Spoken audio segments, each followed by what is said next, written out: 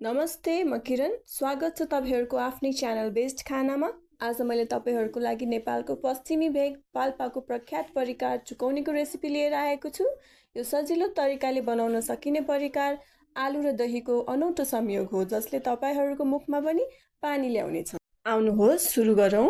चुकौनी बनाउनको लागि हामीलाई दहीको आवश्यकता पर्छ। त्यसको लागि मैले एउटा ठुलो बाउल लिएको छु र त्यसमा 1 कप दही एड गर्छु।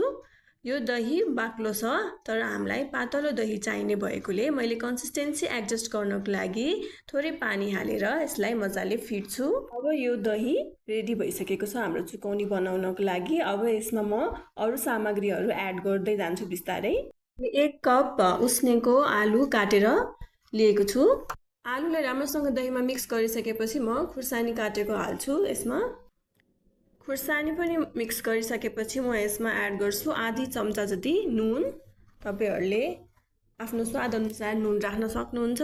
अब यी सबै कुराहरुलाई मिक्स गरिसकेपछि म यसमा एड गर्छु एउटा मसिनो गरेर काटेको प्याजलाई। यसलाई पनि मजाले मिसाउँछु र यसमा म एड गर्छु अब 1 चम्चा तिलको धुलो। सँगै राख्छु आधी चम्चा भन्दा थोरै टिमुरको धुलो। यो दुईटै सामग्रीले हाम्रो चुकौनीको स्वाद बढाउँछ। अब यसलाई पनि मजाले मिसाऊँ। अब यसलाई एक साइड गरेर राख्दिन्छु म र एउटा सानो प्यान बसाल्छु। प्यानमा मैले लगभग 1 चम्चा जति तेल राख्छु। मैले तोरीको तेल लिएको छु। तोरीको तेल प्रयोग गर्नु होला तपाईहरुले पनि, यसले चुकौनीको स्वादलाई बढाउँछ। तेल तातिसकेको छ। अब म यसमा एड गर्छु लगभग आधी चम्चा जति मेथी। मेथी हल्का कालो भइसकेपछि यसमा एड गर्छु म आधी चम्चा भन्दा थोरै बेसार। बेसारसँगै एड गर्छु आधी चम्चा भन्दा थोरै रातो खुर्सानीको धुलो र फ्लेम बन्द गरेर यसलाई मैले दहीमा झाने र सँगै एड गर्छु म यसमा काटेको धनिया।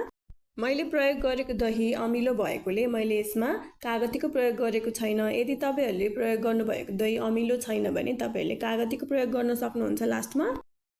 अब सबैलाई मिक्स गरिसकेपछि हाम्रो चुकौनी रेडी भइसकेको छ। हेर्न सक्नुहुन्छ तपाईहरुले कस्तो मजाको टेम्पटिङ चुकौनी बनेर तयार भइसकेको छ। चुकौनीलाई हामी खानासँग, रोटीसँग वा चिउरासँग पनि खान सक्छौं।